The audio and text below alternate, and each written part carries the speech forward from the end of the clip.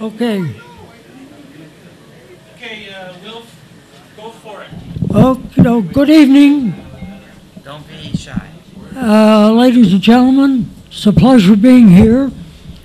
And Friday, my wife and I got a real treat from our children. They sent us to see the Glenn Miller Orchestra. And the biggest hit, and my favorite, was Chattanooga Choo Choo. And I really was thrilled. Now, how many here have ever seen the Chattanooga Choo Choo? Anybody? Well, actually, it does exist. And if you ever have an opportunity driving to Florida, you go down through Washington, you stop over in Atlanta, the next morning you go south and drive to Chattanooga, Tennessee. When you get there, you go into town, park your car, take the cable car up to the lookout on the summit, and you see the whole valley, including the Chattanooga Choo Choo, which is painted gold and a dark roof. And it was actually a Civil War train that was refurbished and built into a hotel, which you can actually stay in today. As a matter of fact, when my wife and I went through, we had breakfast in the dining car. Anyways, the story goes about the Chattanooga Choo Choo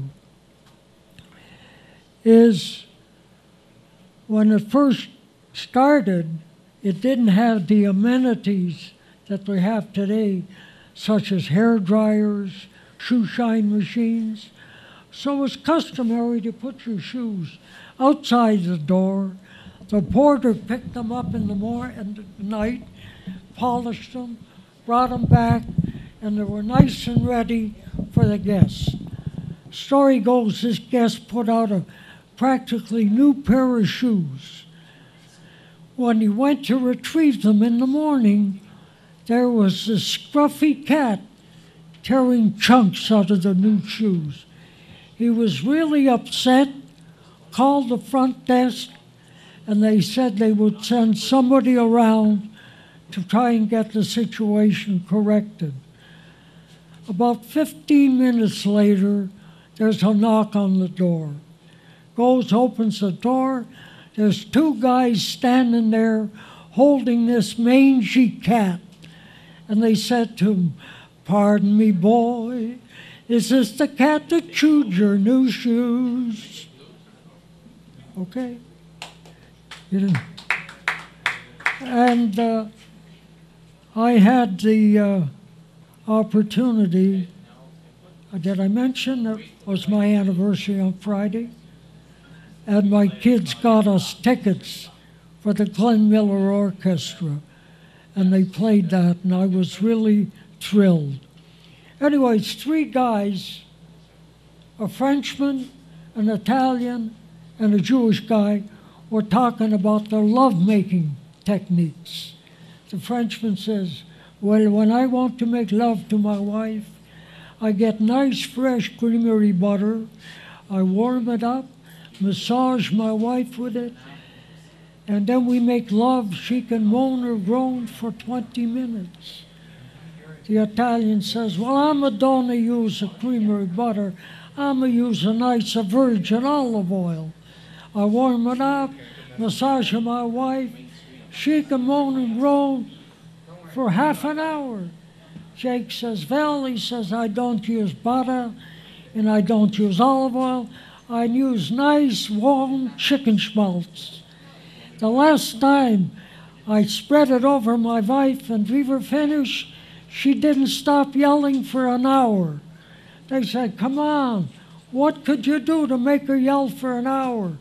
He says, "I wipe my hands on the drapes." Hey. And then the teacher said to the class, she had a class in English as a second language.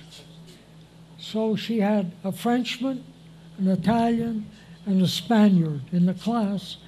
She said, I'm going to give you a little assignment.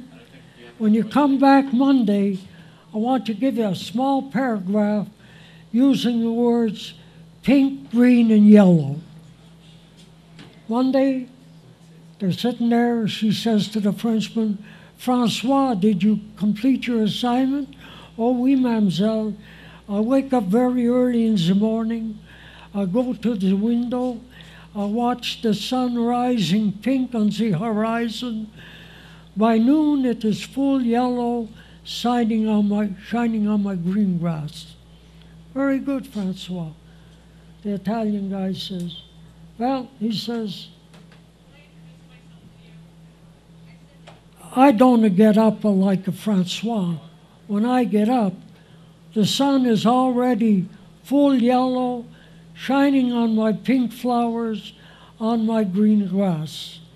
That's very good. She says to the Spaniard, well, how about you, Pedro? Oh, he says, si, senorita. I lie in bed. I hear the phone go green, green. I pink it up and say, yellow. And a current story is about this country in North Africa that really had an election. A Democratic Party got in, and they decided to become a democracy. An American diplomat went over a couple of months later to see what was going on, how things were progressing. And he's sitting in court with the guy, and all of a sudden a young fellow runs through with a long stick, jabbing all the women on the breast. He says to the guy, what's going on? Well, he says, you know, we're trying to be a good democracy like you. We've been reading through your books and bulletins to get knowledge of what you do. And we recently read in one of your bulletins that periodically a titter ran through the court. He says, that's our titter. Okay. Okay. Margaret was the organ player in the church. For 50 years, she played the organ. It was her 85th birthday, and the pastor decided to go and pay his respects, wish her a happy birthday. And he walks in, and he looks there, and there on her organ at home is sitting a glass bowl filled with water and a condom floating on top of it. He says, Margaret, what's going on here? Well, she says, last November, I was walking through the park. I saw this package lying there, so I picked it up, brought it home, read the instructions. It says, put it on your organ, keep it wet, and you'll be free of infection. She says, you know, I never had a cough all winter. And with that, I'm going to thank you for your attention, and it was a pleasure being here. Thank you very much. Thank you, Wilf. That's Wilf Yaffe, comedian and Zadie at large. And thank you, Wilf. That was very good.